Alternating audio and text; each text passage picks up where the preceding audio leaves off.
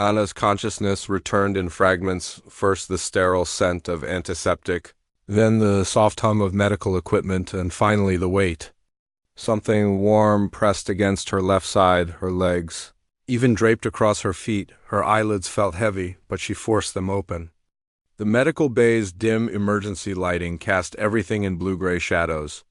And there, surrounding her bed in a protective circle, were dozens of sleeping forms. Adam stood in the doorway, his silhouette backlit by the corridor's harsh lights. He held a datapad loosely in one hand, and when he noticed her stirring, relief flooded his features. "You're awake," he whispered, careful not to disturb the sleepers. "How do you feel?" Anna tried to sit up, but a small Crithian cub no more than 3 cycles old had its scaled head resting on her chest. The creature's breathing was steady, peaceful. She recognized the distinctive crimson markings. This was Sektar, the youngling she'd pulled from the wreckage of Colony 7. "Like I was crushed by a cargo freighter," she managed, her throat dry. "What happened?" Adam moved closer, navigating carefully between a juvenile Vexenar with 6-inch claws and a pair of Thrain twins, whose venomous quills were thankfully retracted in sleep. He pressed a hydration tube to her lips. "The reactor breach on Station Prometheus. You manually sealed the core chamber from the inside." His voice was tight with suppressed emotion. "You were exposed to enough radiation to kill a Corvan battle chief." 3 minutes, Anna. You were in there for 3 minutes. Memory crashed back. The station's alarms.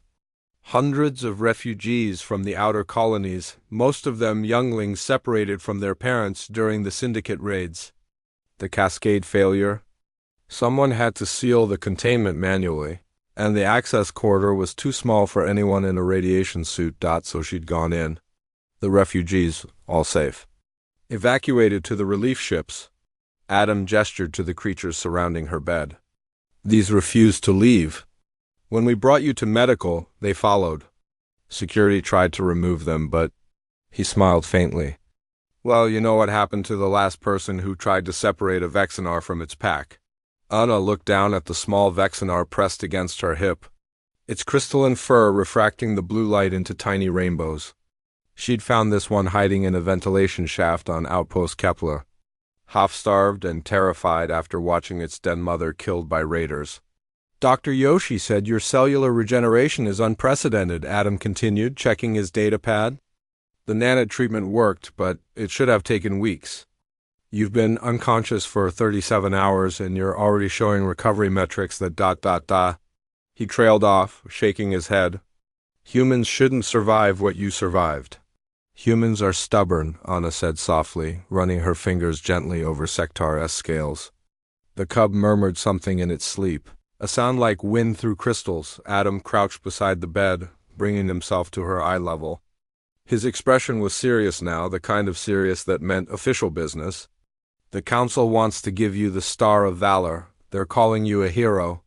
"I'm not a hero, Adam. I just did what anyone should do." He cut her off, his tone sharp but not unkind. "Anna, 17 species representatives watched the security footage. Do you know what they saw? A human, a species barely 2 centuries into space travel, walking into lethal radiation without hesitation. Not because it was your duty, not because you were ordered, but because there were children who needed saving. A Crithian diplomat called you Korshala?" Adam's voice softened. "It doesn't translate perfectly, but it means something like fierce protector of the helpless in their culture. It's the highest honor." Anna felt something wet on her cheeks and realized she was crying. Around her the cubs shifted slightly, as if sensing her distress even in sleep.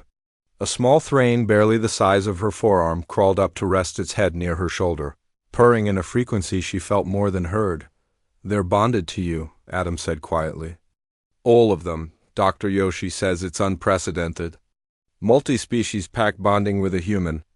The xenobiologists are losing their minds trying to understand it." "It's simple," Anna whispered, gently stroking the Thrain's spine.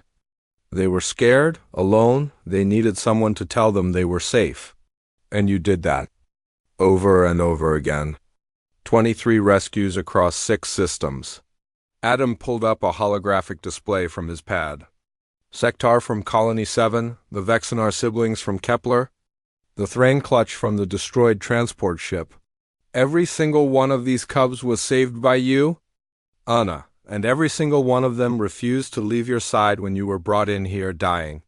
Anna looked around at the sleeping forms predators from a dozen different worlds.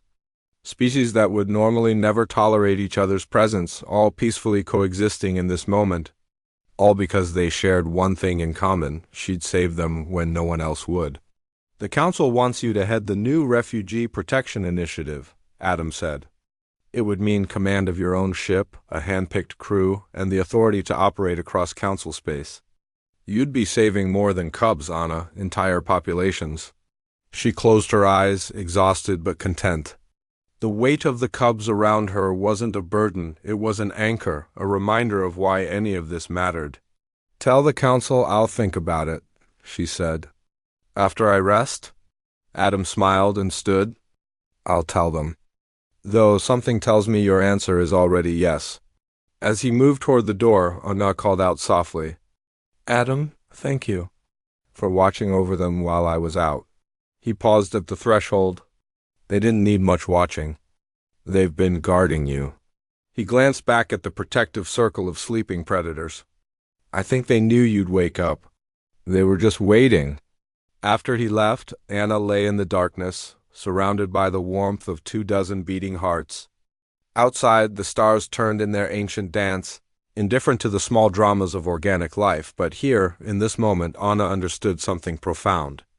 The universe might be vast and uncaring, but life messy, fierce. Beautiful life always found a way to care for itself. She closed her eyes and slept, protected by the predators she'd saved, and dreaming of the ones she'd save tomorrow.